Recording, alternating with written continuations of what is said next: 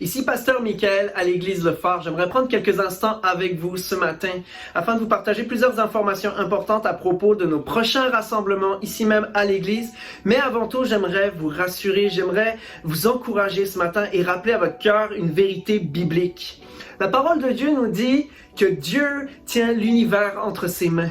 Il tient ma vie entre ses mains. Et j'aimerais vous rappeler que nous sommes appelés en tant que peuple de Dieu à placer notre confiance en lui, à placer notre confiance en notre Seigneur et Sauveur Jésus-Christ. J'aimerais vous lire un passage dans le livre d'Ésaïe, au chapitre 41, un passage qui m'a beaucoup touché il y a déjà plusieurs années de ça, qui m'a guidé à certains moments de ma vie. Mais je crois qu'il est très à propos pour nous aujourd'hui. Ésaïe 41, verset 10.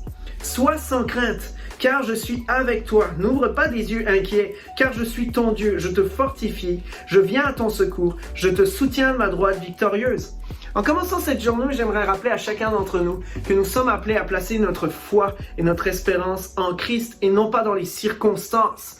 Vous savez, les autorités provinciales nous ont recommandé dans les dernières heures, les dernières journées, de demeurer le plus possible à la maison, d'éviter les déplacements inutiles, d'éviter d'aller à des rassemblements publics en grand nombre. Et nous savons que l'église Le Phare nous n'atteignons pas 250 personnes. Mais la Bible nous indique que nous sommes appelés à être le sel de la terre et la lumière du monde.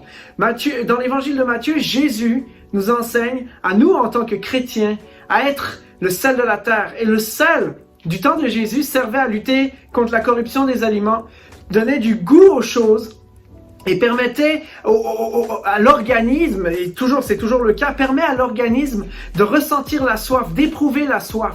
Et dans notre société, nous sommes en tant que chrétiens ce que le sel est pour l'organisme. Nous luttons contre la corruption, nous luttons contre les choses les plus sombres, nous amenons la lumière là où il y a les ténèbres. Nous sommes appelés, nous aussi en tant que sel de la terre, à être les initiateurs des choses et non pas les derniers à embarquer. Nous sommes appelés à montrer l'exemple. Et pour cette raison, l'équipe de l'église Le Phare a décidé que même si nous n'étions pas 250 personnes à nous réunir, il est nécessaire de collaborer volontairement avec nos autorités dans le but de pouvoir enrayer le plus vite possible cette pandémie qui prend place. Donc j'aimerais vous encourager à assister à l'église, à vivre l'église dans cette période-là. Depuis chez vous, il n'y aura pas de rencontre demain matin ni le dimanche prochain. On va vous tenir au courant de la suite, mais dans les prochaines semaines, nous allons nous rencontrer en ligne parce qu'on veut montrer l'exemple. On veut être une lumière.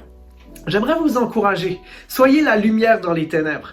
Nous sommes, en tant que chrétiens, appelés à amener la paix là où les personnes autour de nous sont dans le doute, sont dans la crainte. Je crois que nous avons une occasion, en tant qu'Église, d'être un témoignage pour les gens qui nous entourent. Et j'aimerais vous encourager à embarquer avec nous, que nous puissions montrer l'exemple, que nous puissions suivre avec respect et volontairement ce que les autorités nous indiquent de faire, parce que nous croyons que c'est la santé du monde autour de nous, c'est la santé de nos familles, c'est notre santé qui est en jeu à ce niveau-là. J'aimerais aussi vous garantir que les réunions seront de qualité.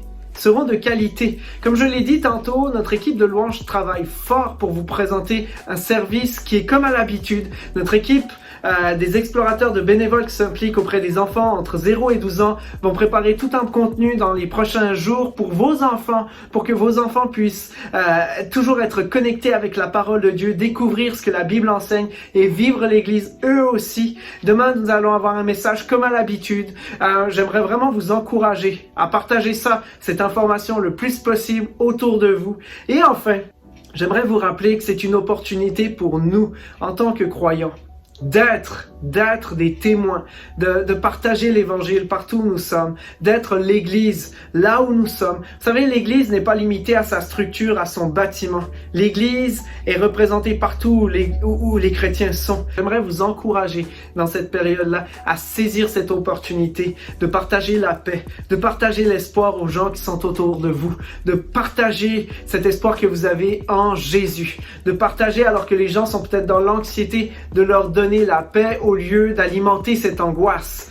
Nous sommes cette Église-là, nous sommes l'Église de Jésus-Christ qui est belle, nous sommes l'Église de Jésus-Christ qui est appelée à briller dans les ténèbres. Donc, en tant que votre pasteur, j'aimerais vous encourager à vous connecter dans les prochains jours. J'aimerais vous encourager à prier avec nous. Prier que Dieu puisse resplendir, que notre Dieu puisse se glorifier dans cette situation, dans toutes ces circonstances. Je voulais vous dire aussi avec toute l'équipe, avec mon épouse Lydie, nous prions pour vous, nous vous aimons, nous vous gardons dans nos prières et même si on est isolé socialement pour quelque temps, nous ne sommes pas isolés spirituellement. Nous allons pouvoir vivre l'Église comme on le faisait avant, d'une manière différente, d'une manière créative, d'une manière nouvelle, mais nous allons vivre l'Église pareil et nous allons pouvoir être en communion avec notre Dieu. On se retrouve dimanche matin à 10h.